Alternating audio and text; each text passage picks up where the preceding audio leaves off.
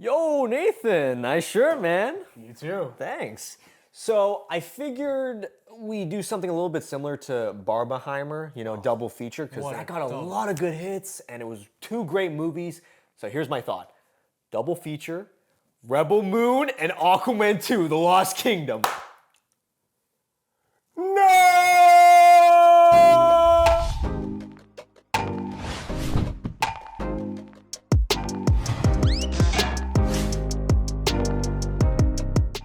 Welcome back to the Real Talk Podcast, episode 119. I'm your host, Nathan, and I'm joined by the man himself, Matthew Neves, to my left. Thank you. And today, we're changing it up. Double feature Mayhem. A lot of movies came out around the holiday season, so we decided to take two and review them, and goddamn, did we pick the worst fucking two. You say we. I was the one who suggested it. Anyway, yeah, I didn't want to throw you under the bus, but Oh yeah. no, it's my fault. The movies we're reviewing today are Rebel Moon and Aquaman, I'm Lost Kingdom. Aquaman 2. Aquaman 2, yeah. But before we get into that, you heard about what we launched. We launched the Patreon. We launched the YouTube memberships. And let's talk about that for a little bit. Members will get access to an exclusive monthly show called Movies of the Month. I'm super excited to film that, where Neves and I each choose a random movie from any era, any time. And the audience gets to vote on which movie will be the movie of the month.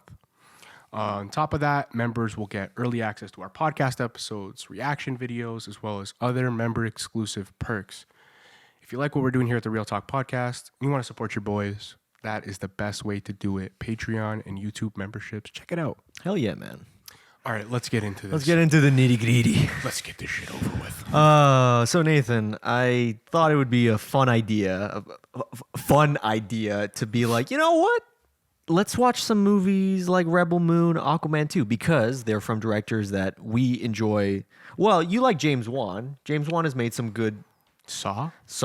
Ever heard of Saw? Motherfucker One of made my Saw. favorite franchises ever. And I'm a Snyder boy. I like, even if you're not, Watchmen and 300, those are some strong fucking entries. Yeah. So I figured let's look at their newest films. Yeah. Let's start with Rebel Moon. Yeah. So the first time I ever heard about Rebel Moon was actually on this podcast. Yeah. I think we could probably pull the clip. I was the of one- you being like, Fuck. You heard about Rebel Moon? Rated R Star Wars. I'm like, what? Rated R Star Wars. That sounds right up my alley. He's like, yeah, Zack Snyder's going to make this rated R Star Wars. All right. So it ends up being a PG-13 Star Wars. Yep. And is literally fucking ChatGPT Star Wars. Yeah. So let's get into the premise of this film, okay? Let me read this out to you. Yeah. So a farmer on this planet that's in the outer rim has to find the rebels to save her planet from the Empire. They go to a bar filled with a bunch of different species, looking for someone to take them to find the rebels and assist them in their fight. No, I didn't just read the plot of New Hope to you. I read the plot of fucking Rebel Moon. Yeah, it makes Force Awakens look original. I get it. I understand that he took the story to Disney and they were Yes. like, nah. Yeah. So then he was like, you know what, I'll just make it myself. But he really didn't change much, man. Like, No. This was too much of a Star Wars movie. And it just felt like a Star Wars movie without the license. Yep. It had to do something unique. That's the thing too. When the film started, I knew this was going to be a little off because the thing I like about Snyder's films is that he is very much visual. Yeah. I hate modern movies with overwritten dialogue. I think we can throw out various examples, but I hate the fact that every character is like talking boom, boom, boom, boom, boom, expository this, expository that. I never saw that in Snyder's films because he doesn't have that much dialogue in a lot of his movies. Yeah. It's all visual and it's all of your interpretation. Like, what is he trying to say with these visuals? Rebel Moon manages to not do that. It's just expository. Anthony Hopkins talks for 5 fucking minutes about the movie. It's like, the planet is here and we are the Gorgons. And it's just like, what the fuck am I like? And then it cuts to a lot of this movie are wide shots. Yeah. That is not what Snyder is known for. Snyder is known for some unique ass close-ups. Right. You get some angles that you've never seen in movies before, like Watchmen, Man of Steel. Even like his fucking DC films are unique in their look. Yeah. You can't say that BVS looks like any fucking Marvel film or any fucking DC film. Rebel Moon literally looks like every fucking sci-fi film we have seen in the past 10 years. Yeah. It's insane. And follows similar plots. Yes. And has the same cookie cutter characters. Yeah. And doesn't give us stakes that we care about or even investment into these characters. You know, you don't care who really lives or dies in the story. And I don't know, they just kind of don't do a good job. Like, although 80% of this film felt like character introductions, I still didn't really care about any of them. Just because you introduce them doesn't mean they're automatically interesting. Yeah. You have to like literally every character. This is the whole movie. We have to find character A. Okay, we found him. We have to find character B. Yeah. Oh, we found him. We have to find character C. Oh, she's fighting Spider Lady monster. What? Why? You don't explain it. So you have to explain why fuck she's fighting her. And then a lot of those characters, it's like, you see, like, they talk about, oh, we have to find this character because they have this trait. They were like a former general. This one used, the Spider Lady uses like the swords and shit. the lightsabers. Totally not lightsabers, right? Fucking sure. But then in the end, they don't even use like their powers. It just seems like they assembled a group for just a group's sake. It's not like those people are using their specific skill set to like solve the problem. You know what I mean? The payoff is a slap in the face. Like how many characters were in A New Hope, for example? There was 4. Right. There was Princess Leia, Luke Skywalker, actually like Obi-Wan too, but he dies in A New Hope. But a very small group of people that you can identify with. You know their characteristics because of their charisma. They all had their own strengths and they all had their own weaknesses. Exactly. What can we say about any of these characters? Do you know any of these characters? I fucking dare you to name one. Couldn't. You put a gun to my head and say, name one fucking character from Rebel Moon, I'm dead. Same. I'm dead. Same. It's Same. unreal. I just watched this movie. It's insane. And I couldn't believe it. I think by the middle of the movie, that's when I fully accepted that this was Zack Snyder's worst film. Yeah. I was going to say the Justice League theatrical version, but because of how butchered that fucking film was, Right. I count that as a Joss Whedon like knockoff. Right. This is not, he does not get a Joss Whedon excuse. This is all Snyder and Netflix. And Netflix's fault in thinking that it's a smart idea to release a PG-13 rated like it's a streaming movie. Yeah, exactly. Anybody can watch it. And guess what? Zack Snyder's last film with Netflix was Army of the Dead, Right. which was rated R, no fucking director's cut, because why the fuck would you have a director's cut for a streaming service platform? This is the thing. When he's on a press run for the movie that just came out and he's saying, hey, the rated R director's cut is better, that's the worst press run of all time. It is. You made a shit movie and you know it. Yeah. Why did you let this happen, Zach? Why, like, my thing is like, you got shut down by Disney. Yes. But you were passionate about the story. You wanted to make a Star Wars-esque movie. Yeah. Sure. So you get Netflix as a partner.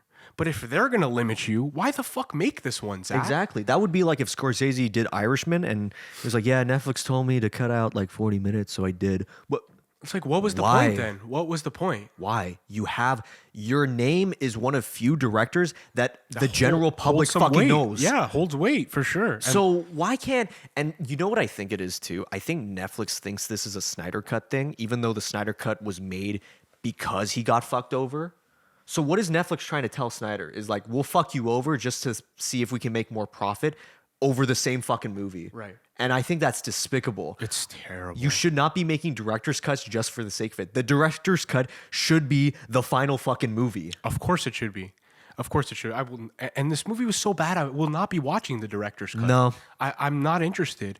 And when the headline, when talks about this movie were coming up, was he's making a rated R Star Wars, like you told me, Yep. like all the headlines said. Yeah. And then Netflix releases a PG-13 watered down version. Yeah.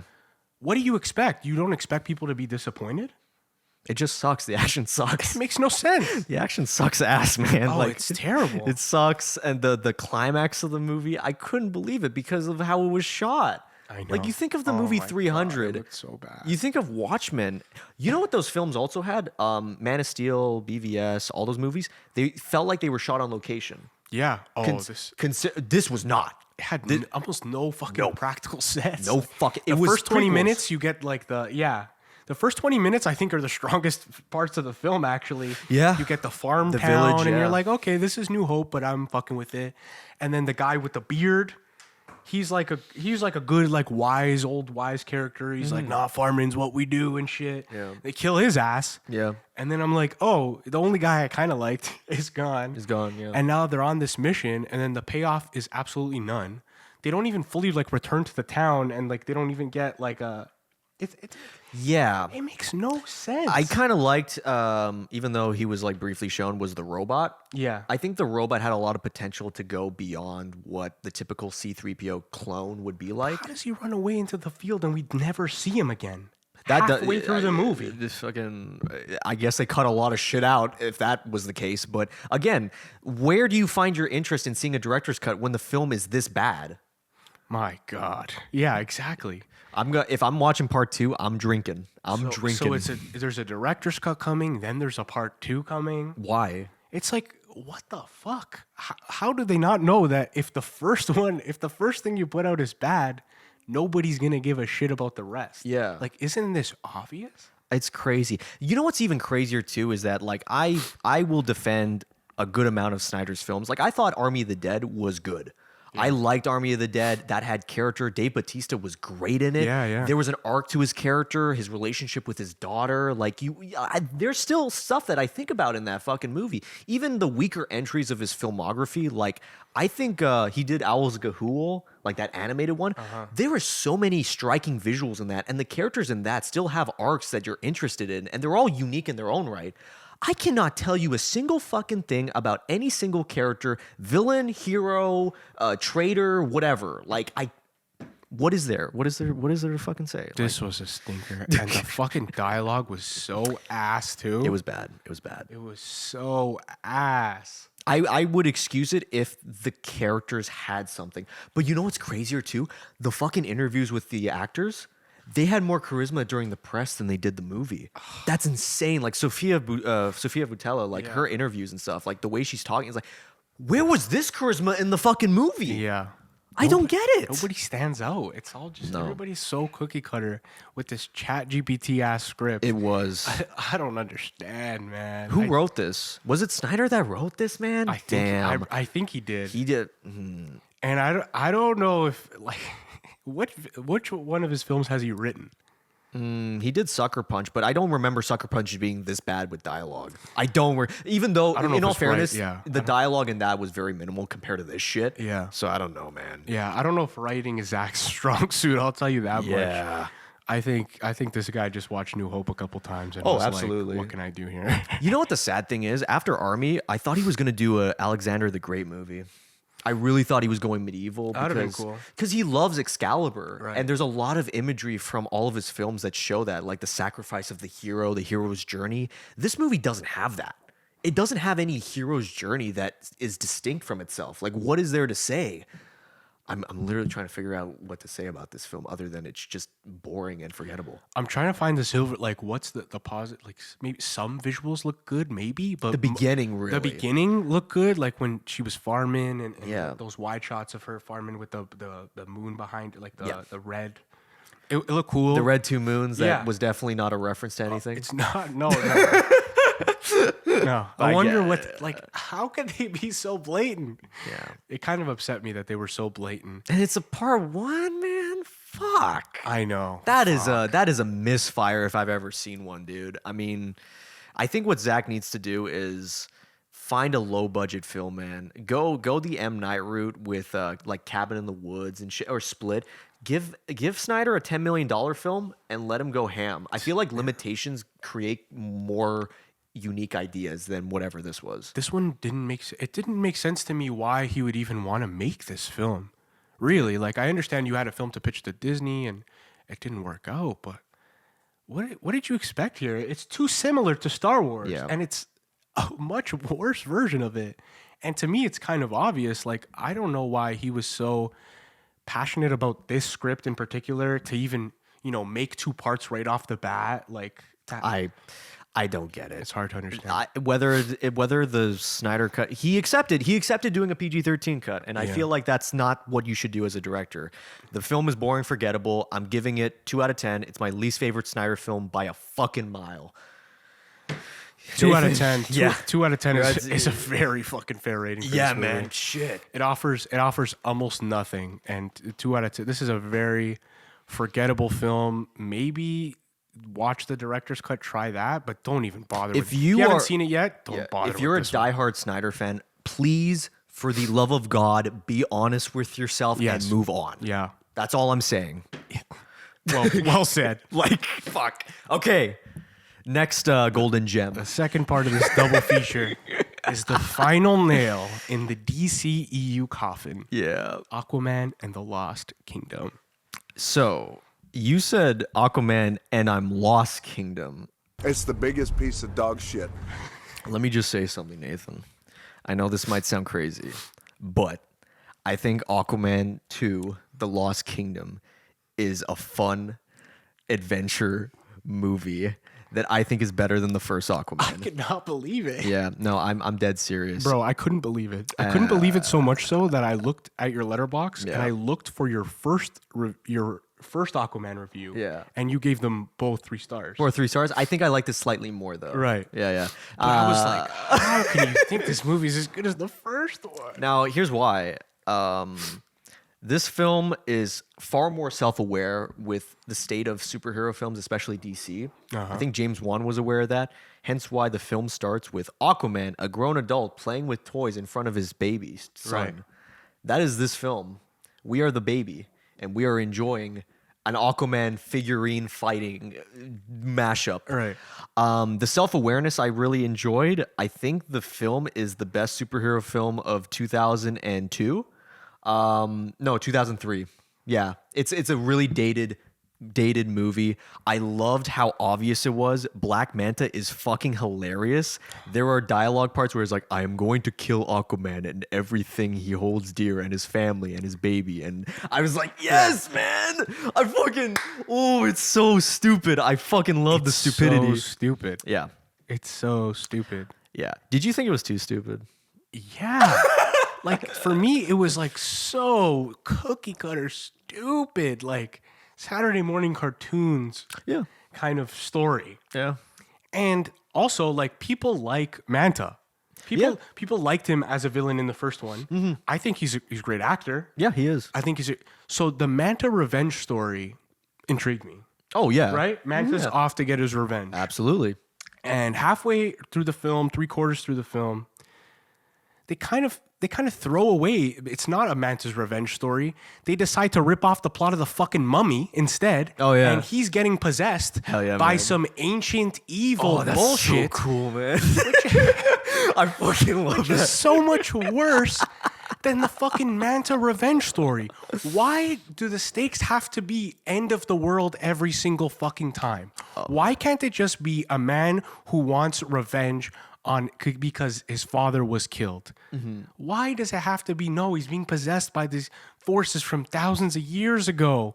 And it's like, Jesus Christ. Oh man, I looked at it as like I didn't look at it as like the Brendan Fraser mummy films, but I can kind of see that. You see it. Maybe that's why I like it a little bit. But I was looking at it as like a dollar store version of the Green Goblin, you know, where he's like talking to himself, and I'm like, yes, fucking Randall Park scared shitless. He's like, fuck, I'm just a scientist. Please don't kill me. I like his character. He was great. I like his character from the beginning. The reason why I think I enjoyed this more than the first Aquaman was Aquaman suffered from a lot of typical superhero films being these 2.5 hour long slogs. Like, I think of it as like that movie, Aquaman, X-Men Apocalypse suffers from it. I enjoyed parts of them, but it's just like, am I gonna sit through a 2.5 hour long motherfucking movie again?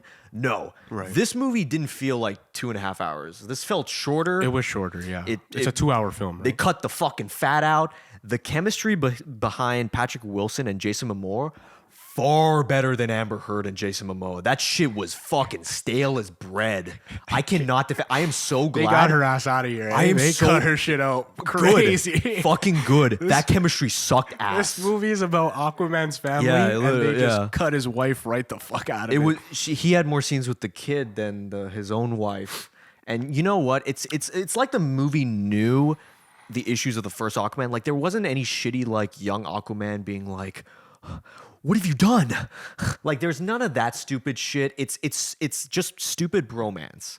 I think I prefer this stupid over the first Aquaman stupid by a little bit. Interesting. Yeah. I feel like here's the only compliment that you're gonna hear me give about this movie. Fuck. The scenes with him and his brother. Yeah. They have good banter between each love other. it. The sequence where he breaks his brother out of the prison is great. They have great banter. And whenever they're shitting on each other and he's like, all right, Castaway, grab Wilson, let's get out of here. Yeah, like, yeah. I chuckled at those lines and shit like that, right? I think the buddy cop vibe was fun. Yeah. But the film doesn't know what it wants to be. It doesn't stick to that necessarily. And another problem I have with it is the fucking garbage dialogue where it's like people standing around in a fucking circle. Yes. I gotta go do this. Oh, this is the only way. I know somebody who can help. And then bang, cut immediately to they're at the jail breaking the brother out. Now- we gotta go to Manta's lair. Bang, cut immediately to he's there already. It's like, what the fuck is happening? Nathan, I completely get it, but here's the thing. Those scenes have Dolph Lundgren in a fucking red wig, a crab monster, like Nicole Kidman speaking gibberish, and like fucking Django Fett drinking Guinness. Like, I'm sorry, but like, there's a part of me that's just like, bro, Mans is just having a good time. It's terrible. It's not like, I'm not gonna say this is a good entry into the DCEU, but in all fairness, compared to the DCEU films, it's a good entry. And this is, I guess I should have prefaced that I've seen very little of the DCEU, if I'm being honest. Yeah. It's not my thing. Like, superhero movies in general, typically Right. not my thing, if you guys watch the podcast and know me. So I'm coming at it from like an outside looking in perspective. Yeah. And for me, it just didn't fucking do it for me. The shitty dialogue, the CGI fest, like Yeah. nothing looked practical unless he was at his little shack with fucking Django Fett. Hell yeah, man. Nothing else. Oh, you know, it kind of worked with the Black Manta and Aquaman fight. You know that like the ice where he's like stabbing him and Yeah. stuff. That final battle, like that was all CG. But the way it was shot, that looked because okay, I appreciate James Wan for editing this in a way that felt like a Saw movie. Whenever it had the sped up footage, I'm like, holy fuck, he basically made this feel like a Saw movie at times in a $200 million film. Yeah. That's awesome, man. He don't give a shit, Yeah. man. And that's the thing too, is like James Wan probably had the same shit that the Flash movie had, where they're like, oh yeah, we're bringing Ben Affleck Batman cameo, we're bringing Superman, and James Wan's like, no, fuck that. No. This is an Aquaman film. And that's what I'll respect too, is the fact that no matter how stupid, no matter how bombastic this film is, it is an Aquaman movie. Yeah. You can't deny, like, the Flash movie is not a Flash movie. The Flash movie is shitty cameos and a reboot. I would have hated it if the franchise ended that way. This way, yeah, it's stupid, but it's stupid in the same way, like when you're with your buddies drinking Guinness and are shit-faced kind of way. I don't know. I don't fucking know. It didn't have me. I didn't think this was a fun, stupid movie. No. I thought it was just stupid. You thought it was just stupid? I really, Yeah. I didn't like it. I didn't feel any stakes. I didn't like the action really. Like all the Atlantis stuff looked like shit to me. Really? To me, it's like, bro, after I watch Way of Water, I'm like, all this shit looks ass. No, Way of Water looks better, in all fairness. I think that the soundtrack, though, is so, like, out of nowhere. Like, it's trying to be, like, mystical while also techno, and there's, like, some weird orchestra. And I'm like, Yeah. you know what? I kind of fuck with this. I fuck with the fact that, like, Black Manta just has a bunch of henchmen that look stupid. And they're like, they look stupid. They find this ancient equipment, the ship that hasn't been fucking used for thousands of years. They all fucking know how to use it. They all know exactly how to man. use it. Yes. There's no explanation of how he found these fucking people. Nothing. He just has it. yeah. And that's the thing too, is like you said, this feels like a Mummy movie. I'd say if you enjoy The Mummy Returns, scratch that. If you enjoy the last 10 minutes of The Mummy Returns with Yeah. shitty CGI Dwayne Johnson, Yeah. you're gonna have a good time. But for most people, the DCEU, I think, is this movie perfectly encapsulates what the DCEU was. a mess. A mess. It's a mess that I can appreciate in the same way I can appreciate a movie like Saw 5. Yeah. Where it's just like, yeah, it's a mess. They course corrected too much shit. And even for me, I have yet to see the other two DCU films. Like I'm going to see Shazam 2 at some point, Blue Beetle. But for the most part, yeah, Suicide Squad was bad. Wonder Woman 84 was bad. Like a lot of these films are bad because they're over long. They don't know what direction they were going for. And they were just kind of doing shit just for the sake of it. It felt like nobody gave a shit about this movie. Aquaman 2, James Wan, yeah, he had fun though. Like, I'm sure James Wan, but it felt like acting wise, like, it felt like nobody gave Yeah, a shit. I agree. Everybody was there for a paycheck. Mm-hmm. It just didn't seem like, I don't know, man. It didn't have the moments I was looking for here. Compared to movies like The Flash, movies like hell, even Black Panther: Wakanda Forever, that was long. Yeah. Like that's the thing too. Is like I'm thinking about these movies. Like that could have been way better if it was like this time length or shorter. Yeah. Like I'm thinking like a 90 to 100-minute superhero film. Like I would probably put this quality Aquaman 2 in the same category as like Venom 2. Venom 2 is not good. But for me, it's like that greasy burger that like when you're on your cheat day, when you're working out and you're just like, man, it's Saturday. I'm looking at Five Guys. I'm like, That's fair. fuck, I know it's not good for me. And this is one of those. I'm desensitized to this shit, man. That's fair. And to be fair, you're like kind of invested in the DCEU and you've seen these movies. Yeah. And it's like because I would like you mentioned Saw 5 as like how shit it is. But Yes. we can enjoy it. Yeah. It's because I like Saw. Yeah. Because I like Saw, I can laugh at it and enjoy it. Because I don't know the DCU very well No. and I'm not that interested, I can't laugh and enjoy this movie. I'm just like, what a piece of shit. Yeah. You know? Exactly. Like what DCEU films have you seen? Fuck. I saw Aside from The Flash. I saw The Flash. I saw the first cut of Justice League. Oh, what else? Never. I couldn't do that. I know the Snyder cut, your favorite superhero movie. Yeah, I was so disheartened. It's like the Rebel Moon fucking cut. I don't want to do it. That's fair. Someday I'll get around to it, I think. Yeah, because the Snyder cut is to me a 180. Yeah. But those are the only DCU films that you've seen. Fuck, I don't know what else I've seen. I might have seen something else. like Wonder in there. Woman, maybe the Suicide Squad. Not the shitty one, but like the James Gunn one. Did you see? I saw that one. Yes, I did. Yes, I did. Yeah. So from a mainstream perspective, the Suicide Squad is probably your best case scenario for the DCU. Yeah, that's probably the best. And I didn't even love that one either. It is what I it was is. the same too, but that's what I mean. Like the films were so everywhere. Like Aquaman is so different, James Wan wise, and then you get Patty Jenkins' Wonder Woman, and then Snyder's films. It's just like, Yeah. The one thing I can appreciate is that this feels like a James Wan film. Sure. Yeah. That's why. I wanted to like it because I love James Wan. I really did. What's your rating? Then? What's my rating? You fucking know what it is, man. 6 yeah, out of yeah. 10, baby. 6 out of 10. 3 out of 5 stars, man. 6 out of 10 is I'm going crazy. Dude, I rated this higher than Napoleon. Fucking. crazy, bro? Anyway, What was your rating? Fucking my tell- rating is a 4 out of 10. That's a normal rating. Yeah, it's a 4 out of 10. Like, I can appreciate like some of it and some of the banter between him and his brother, and there was some fun scenes and some things that made me chuckle. Overall, it just really didn't grab me. But compared to Rebel Moon, I mean, if you have to watch one of these, I'd say watch Aquaman. Yeah. But yeah, in summary here, if you want to waste a lot of time on a double feature, if you want to You want to waste you 5 wanna hours. put together one of the worst double features you could possibly imagine, here are the two movies for you to do it. Rebel Moon. You start with Rebel Moon. Yeah. You get the worst right off the bat. Yeah. And then you wash it all down with Aquaman and the Lost Kingdom. You water it down, no pun intended. Yeah. So overall, I can't say I recommend either of these. R.I.P. the DCEU. Yeah. And Zack Snyder, get your shit together, brother. Yeah, man. Let go of the Star Wars dream and do on. something else. I vouched for you, man. You let me down. I fucking vouched for you. Been vouched for you. And you fucking let me down, Getting man. harder and harder for him, bro. This shit's hard. We will wrap it up there. Thank you for watching this episode of the Real Talk podcast. Let us know if you saw any of these films and what your thoughts were.